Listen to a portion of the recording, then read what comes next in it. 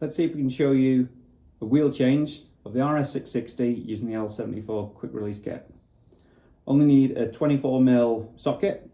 It's a left-hand thread on the spindle.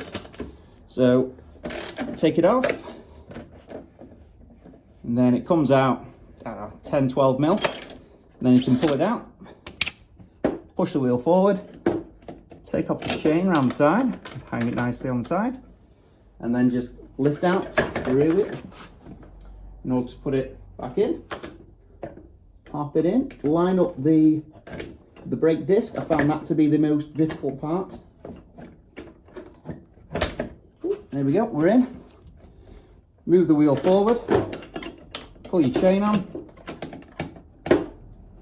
pull it back, bang your spindle back in, and then again with a left-hand thread, do up the spindle, and that will go up to 100 Newton meters, and then you're done.